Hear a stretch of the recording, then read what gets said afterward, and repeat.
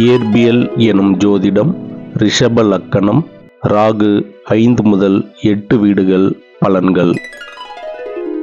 5ஆம் வீடு கன்னி. ராகு நட்பு வீடு. கல்வி தாமதம், புத்திசாலித்தனம், வித்தியாசமான சிந்தனை, குழந்தைகள் தாமதம் அல்லது கவலை, ஆன்மீக நம்பிக்கை குறைவு. 6ஆம் வீடு துலாம். ராகு நட்பு வீடு.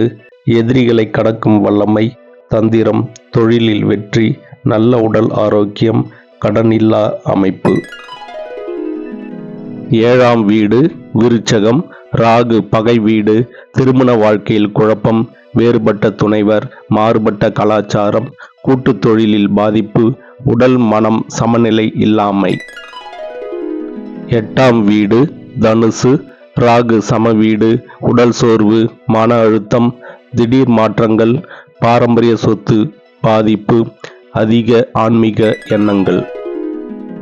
நன்றி, வணக்கம்.